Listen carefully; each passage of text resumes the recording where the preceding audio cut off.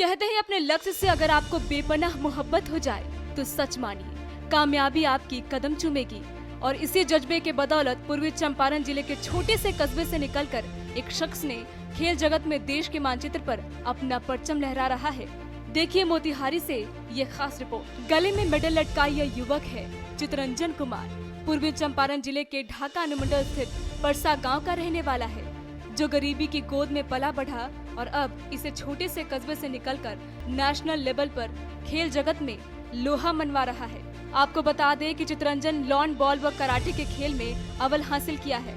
यही वजह है कि पिछले कुछ सालों से राज्य स्तर से लेकर देश स्तर तक चितरंजन खेल का प्रदर्शन कर दर्जनों प्रमाण पत्र व मेडल हासिल कर लिया है। यहाँ तक कि चितरंजन ने खेलो इंडिया के तहत नेशनल लेवल के प्रतियोगिताओं में भी भाग लिया है, जिसका प्रसारण विभिन्न प्लेटफॉर्मों के माध्यम से हुआ है, जिसकी तस्वीर आप देख सकते हैं। लेकिन इन सब के बीच खेल प्रतियोगिता में आगे बढ़ने में कोई पहाड़ जैसी समस्या सामने है, तो वो है चितरंजन की गरीबी। आपको बता दें कि इस खिलाड़ी के लिए अभी तक छत मयस्सर नहीं हो पाया है और आज भी ये इस खपड़े के झोपड़ी में पूरे परिवार के साथ रहने को विवश है। चितरंजन के घर में आज के दौर में एक टीवी भी नहीं है जिस पर वह दुनिया के हाल देख सके। गरीबी की वजह से चितरंजन की प्रतिभा कुंठित हो रही है।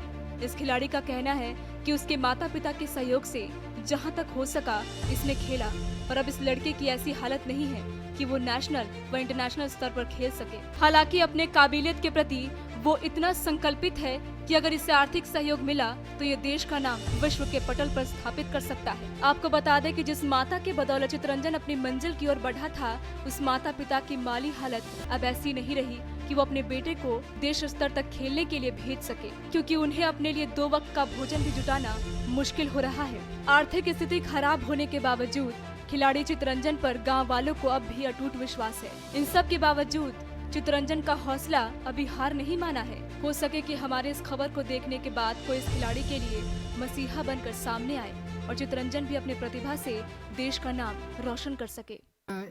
2014 में सर मैंने अपना मार्शल आर्ट कराटे स्टार्ट किया था सर।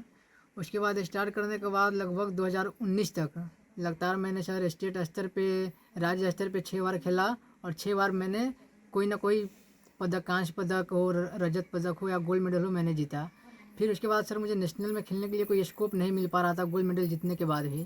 फिर जो बिहार लॉन बॉल के कोच है मुकेश कुमार, जो इंडिया के नेशनल गेम्स जो 4 साल में एक बार होता है उनके वो मेडलिस्ट रह चुके हैं, वो हमको लॉन बॉल के बारे में बताए। फिर वो 2017 में हमको लेकर गए झारखंड कैंप, जहाँ RK आनंद लॉन बॉल स्टेडियम है।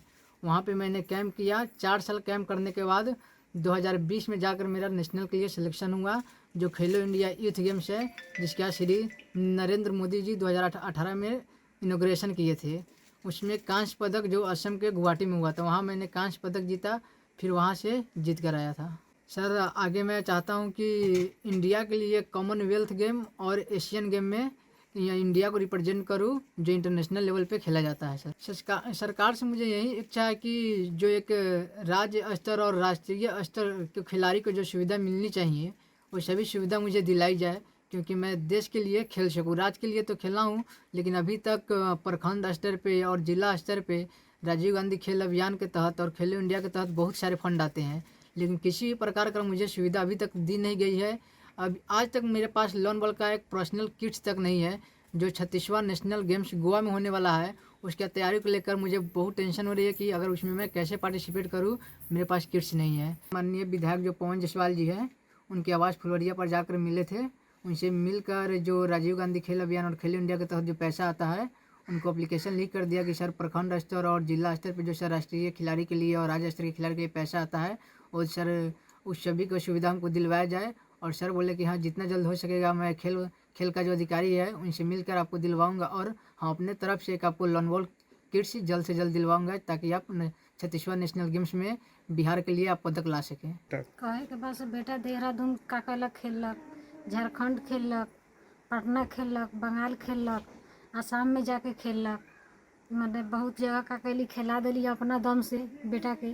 कहीं से सरकार के तरफ से हमरा बेटा के सुविधा नहीं मिलल, अब मिले के चाहिए। लग रहा है जैसे जो लड़का चितरंजन कुमार है हमारे ग्राम परसा का है रहने वाले, जैसे और राज्यों में जाकर खेला है, बहुत अच्छा खेल खेला है।